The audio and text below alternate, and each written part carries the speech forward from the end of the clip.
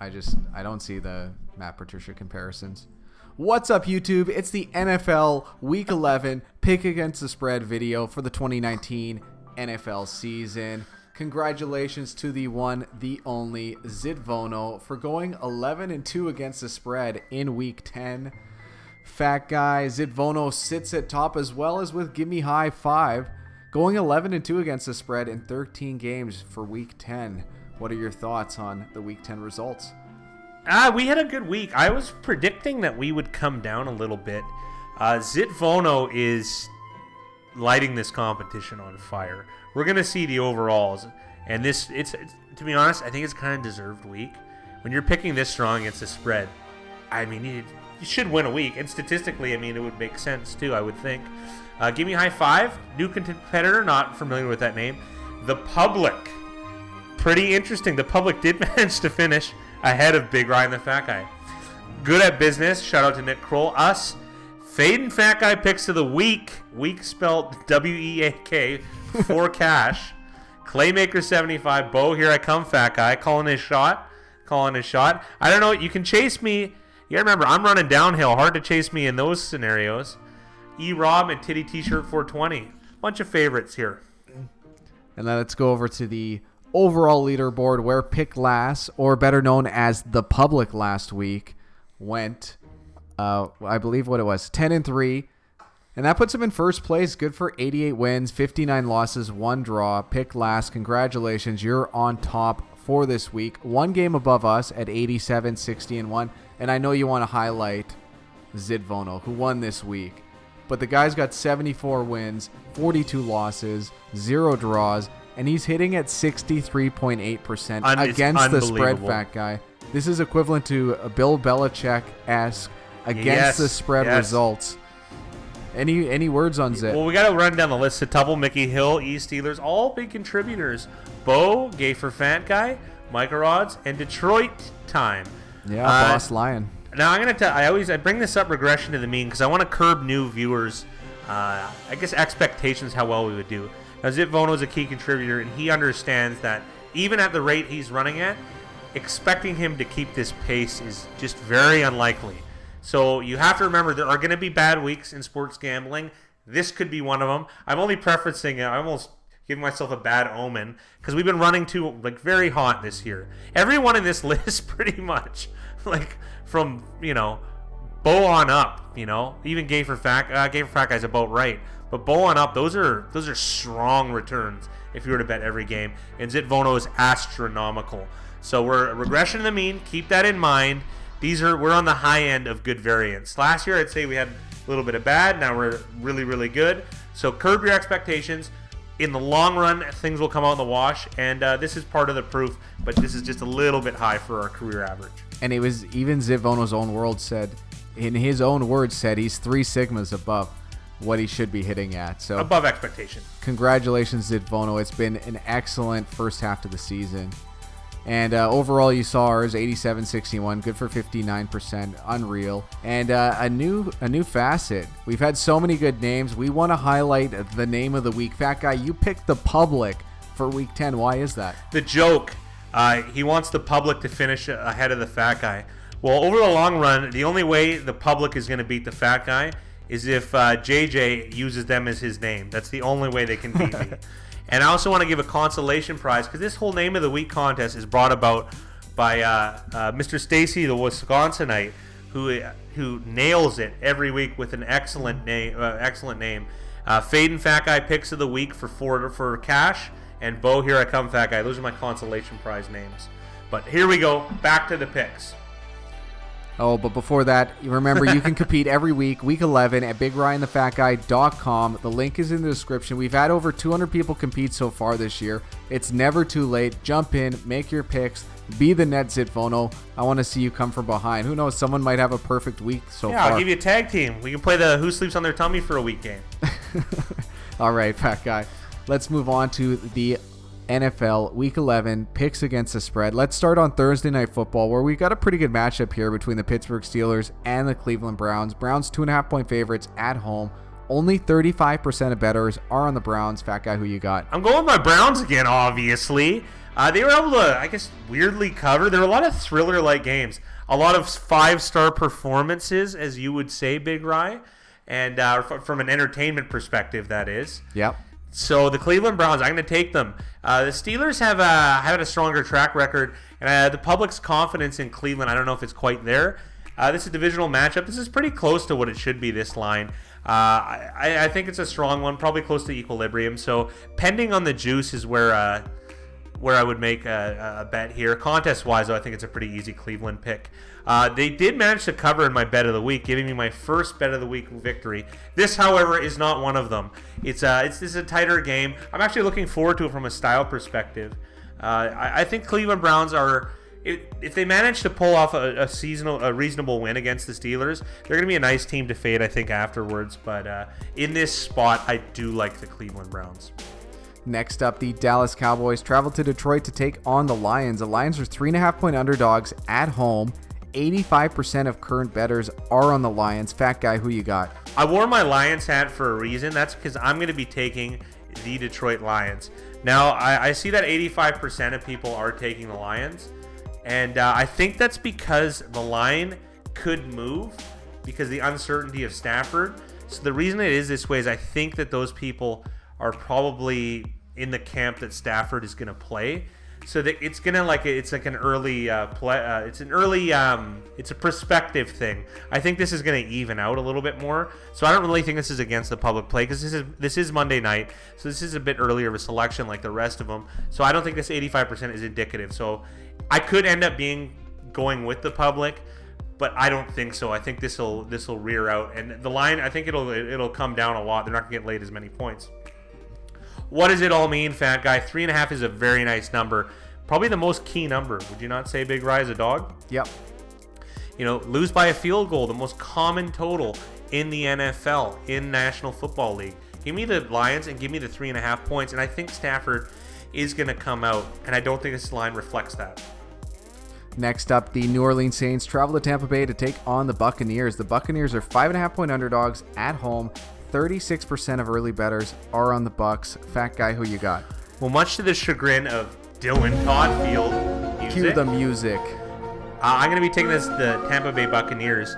Now, the Saints, I don't think that's necessarily a fair sample of the game, that losing the Atlanta Falcons. Bit of a shocker. Heard a lot of people Survivor picks, I would imagine, especially out of these viewers. That was a tough pill to swallow. I think the stat was 90% of bettors took the Colts and the Saints, and they lost this week and for they're out. Survivor picks. They're out. All of that being said, that still doesn't change. I still think the Saints are one of the best teams in the league. But again, divisional matchup, 5.5 points at home. I'm going to take the points. Let's be real here. The Bucs, why not? I actually quite like this Bucs team. The one thing I will say is I feel like they're almost a high variance cover team, if that makes sense, because their coach really does play for the win. So I feel like they're going to unevenly get more wins than they are covers, if that makes sense. Yep. We've been kind of, workshopping this a little bit, and I don't have quite the data on that. But I do think there's almost more value in betting on them just to win outright. They're still underdogs, don't get me wrong. I don't think they're favored to win this game. I don't. I still think they're probably going to lose this game.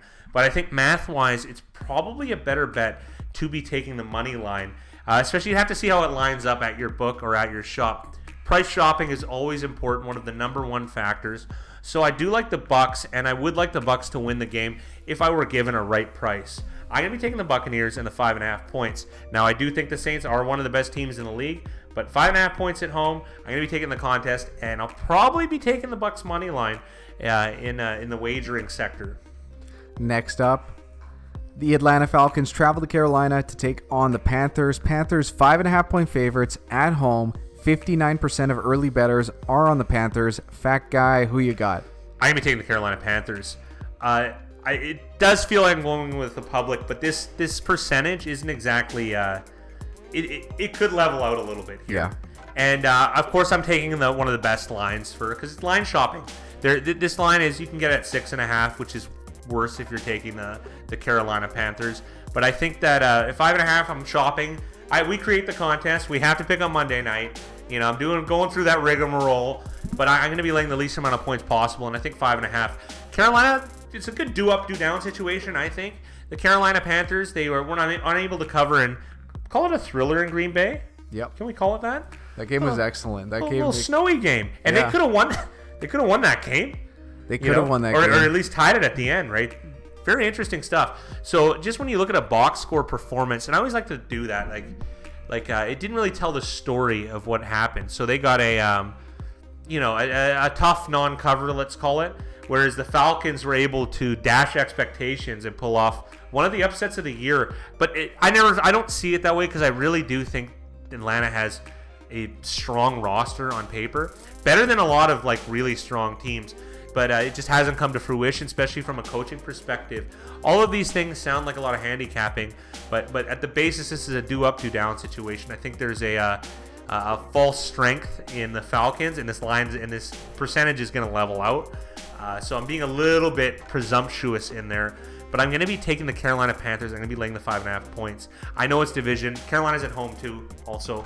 Not that that's even though that's a handicapping measure, I still think this is going to level out, and expectations on the Panthers are a little bit lower than they should be.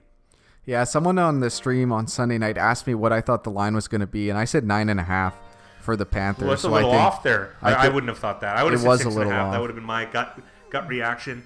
So, but we're just shooting, firing from the hip, so can't put too much accuracy on that. But a lot of that comes from the Falcons' big win and the Panthers losing to essentially a public team in the Packers.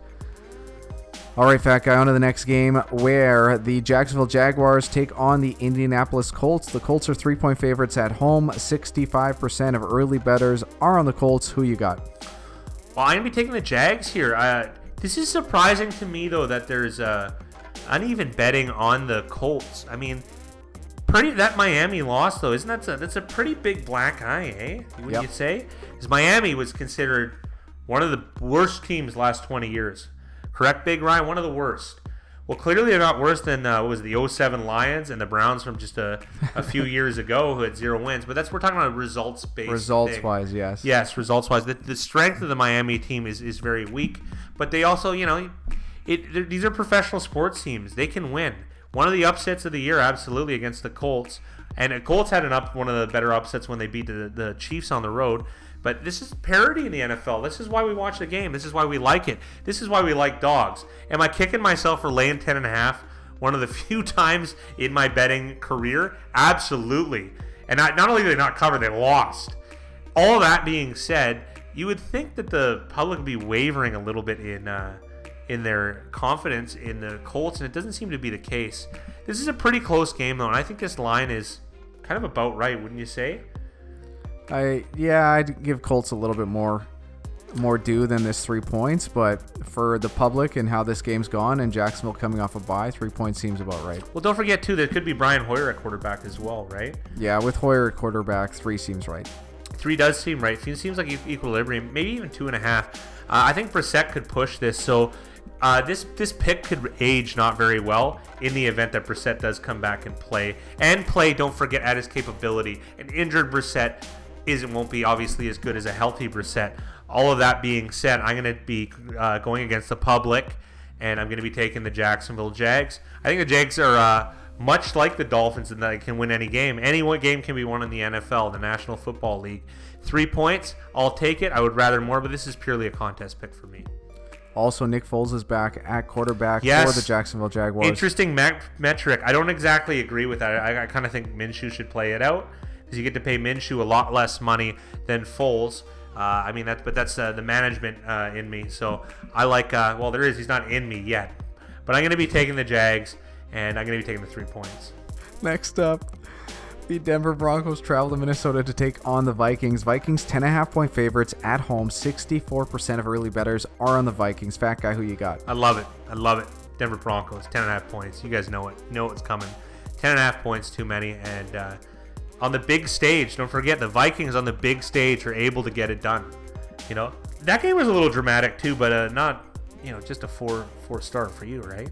It was a 4-star game, but Leighton Vander Esch did play easy 5-star Bumped game. it up to a 5-star? It bumped it up to a 5-star entertainment-wise. From an entertainment perspective, absolutely. I'm going to be taking the Denver Broncos. This is I feel like they don't get their due in terms of public clout. They're looked at as weak. I mean, I get that they have... Kind of when you look at the story perspective, I guess I can see why the emotional attachment would be on the Minnesota Vikings. I mean, Brandon Allen's going to be starting his, second game? Yep. Second game against the Minnesota defense in Minnesota. This kind of reeks of how the Raiders fared when they went to Minnesota earlier in this year, a game that we had lost on as well. Much smaller of a dog. But that being said, 10.5 I just feel is too large, and it is going against the public. This kind of checks a lot of boxes for Big Ryan, the fat guy. We're going to be taking the Denver Broncos. We'll be taking the 10.5 points, and this will be a bet, and there's some weight on that bet. Next up, the New York Jets travel to Washington to take on the Skins. Skins 1-point favorites against anybody is surprising. 18% of Skins bettors are on the Skins. Fat guy, who you got? I like you just call them the Skins. Whatever. You guys know what I mean. The Washington Redskins. I don't know why I like that logo. I'm just trying to be PC.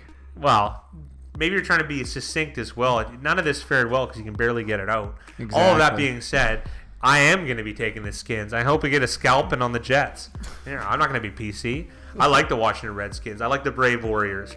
I think that 1-point favorite is kind of inconsequential, to be honest. I'd kind of like to be spotted a few points if that's even possible. I like the Redskins to win this game, and I think this is a decent one for me. I'm going to put a little bit of weight on this bet. Jets coming off a, I guess, surprising win against the Giants, but they're a tale of two bad teams, much like a tale of two cities, only in one, the New York Jets against the Giants. A little Charles Dickens, little levity for the fans. I think that coming off a big win like that, and there's just no clout on the Redskins, none. That's why. But the line still comes out at a close pick'em. The line's probably close to equilibrium, but I still think that there's something to this Redskins game, and I think they're going to be able to pull off a victory. Hopefully, one that's a little less sloppy than the one they pulled off against Miami. Dwayne Haskins is starting, and it is kind of there's some trepidations for me about it, just because of the turnover nature of rookies, and him in particular too, dating back to the preseason. I am using some handicapping some language there, but the market does favor the Jets coming off a victory, and the Redskins being the current Redskins that they are. Give me the Redskins and I'll happily lay the point. Next up, the Buffalo Bills travel to Miami to take on the Dolphins. The Dolphins are 6.5-point underdogs at home. 38% of early bettors are on the Dolphins. Fat guy, who you got? 6.5 at home, Miami Dolphins. I like how the Dolphins made me pay. I was an early supporter. Baltimore, New England, it's all over that. Lost money, lost time on that, and then I go against them in the Colts game. Yikes. Yowza. Ouch. Well, I'm not going to make that mistake. I'm going to be taking the 6.5 points at home. The Miami Dolphins, I actually think this line is kind of close to equilibrium. The Dolphins are still bad. Like they are. This line did come out, I believe, a week early at 7.5 points. Obviously, that's the other thing about those look-ahead lines that I'd mentioned earlier, is that come out a week early. You often get the benefit of the doubt taking the dog because it does shift. However, though, the limits are a little bit lower. They're a lot lower, actually. So you don't exactly get the value in terms of if you're a big bettor. So there is that little bit of a caveat to it. That being said, at this current line, 6.5, I'm going to be taking the Dolphins. Most people on the Bills. It wouldn't be surprised if the Bills had a blowout on the road. I got to be honest. Bills losing a, guess we'll call it a thriller. In my bet of the week, yes, 1-3. The Bills weren't able to cover, but I think that I think they could rebound here. So that's why this is just going to be a contest pick for me in Miami. And Miami has, 3 or 4 covers in a row, Big Ryan? Yeah. I feel like they're gaining some confidence back. And more confidence in them than I would say the Redskins for sure. And Cincinnati, forget about it, right? The only other winless team. So all that being said, this is a pretty easy market play, but only for the contest pick for me. I'm going to be taking the Miami Dolphins. I'll be taking the 6.5 points. Next up, the Houston Texans travel to Baltimore to take on the Ravens. The Ravens are 4.5-point favorites at home. 72% of early bettors like the Ravens. Fat guy, who you got? I got no one from a football perspective. This is going to be a great fan experience between the two. But contest-wise and betting-wise, I'm firmly placing my money on the Houston Texans. Many people thought that I hated the Houston Texans. I even wore a hat in their bye week last weekend. No one even said anything. Nobody. What? Not going to talk about how I dressed? Jeez. Rolling out the red carpet for no reason. Anyways, 4.5 points on the road. I think that's a reasonable point spread. And the public loves the Ravens because why? Lamar Jackson, electric. They're a highlight reel team. They've been smashing competition, in particular Cincinnati last weekend. Of course, that was a loser for us, taking the big dog. And not to mention beating New England in primetime at home. Confidence is high in the Ravens. Maybe even the highest. Is that possible?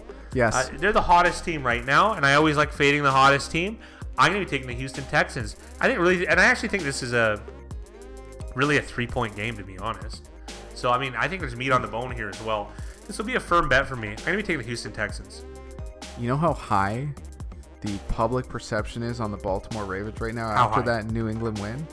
Dylan Toddfield had them rated number 1 in his power rankings over his own New Orleans Saints. Wow. So when you talk about confidence in a team, Dylan Toddfield, he sets the mark. What does Mickey Hill say about Dylan Toddfield? Find someone who loves you like Dylan Toddfield loves the Saints. Absolutely great point. So this is the next girl who just walked into the bar. The Baltimore Ravens. Be careful of the Ravens. The Texans are a good bet. I'm fading the Ravens. Next up, the Arizona Cardinals travel to San Francisco to take on the 49ers. The 49ers are 13.5-point favorites at home. Only 19% of early bettors are on San Fran. Fat guy, who you got? Contest pick here. I don't love this game. The public is on the team that I want. Why do I want that team? Because it's 13.5 points. Double-digit dogs in a divisional rivalry game. That's a little bit difficult. I understand the public's not on San Francisco, but I'm just not laying 13.5, Big Rye. You know that. That's one of the rules, kind of, really. It is. It's not an unbreakable rule. We did break it. We did take the Indianapolis Colts last weekend, and how did it work for us? Not very well. I'm not using that one sample as the rule because that's ridiculous. But generally speaking, double-digit dogs, they tend to cover, and I get that. I could totally see San Francisco blowing it out. But Arizona's been a competitive team kind of this year. They're not winning lots of games or anything. They're only at 3. But, they're a competitive team, I would say. And they do have some weapons. And I think they are able to do things. I'm using a handicapping lens, and I always mention that. I care about the market, I do. But aesthetically, I can't lay 13.5 points. I just can't do it. I'll be taking Arizona Cardinals, and I'll be taking the points. Next up, the New England Patriots travel to Philadelphia to take on the Eagles. The Eagles, 3.5-point underdogs at home. 22% of early bettors are on the Eagles. Fat guy, who you got?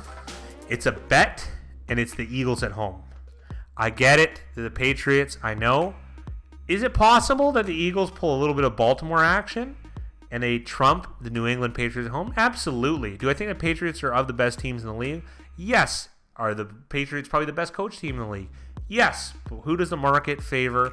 The Patriots. Who does that make me like? The Eagles. And this is a spread that is I like the number, 3.5. Well, you don't bet teams, you bet numbers. Yeah, exactly. I don't bet teams. I like numbers. And the number tends to be unfavorable to New England. That's what being a good team, historically, like New England has been. The number is 3.5. The number is high. The amount of people betting on the Eagles is low. Give me the Eagles and give me the points. I'm quite interested to see this game. This will be a fun one to watch, I got to be honest. Eagles and the points. This is an easy one, boys, for me at least. 5-star game next up. The Cincinnati Bengals travel to Oakland to take on the Raiders. The Raiders are 10.5-point double-digit favorites at home. 77% of early bettors are on the Raiders. Fat guy, who you got? Well, I had my Raiders cap on earlier. It's my betting cap. And 10.5-point favorites, they shouldn't be 10.5-point favorites. I don't think over anybody, to be honest.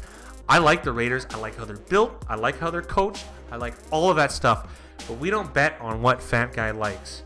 We bet on the number. We bet against the public. And if we have to trickle down to the tiebreaker, then I'll let my large gut pick one way or another. This is my bet of the week.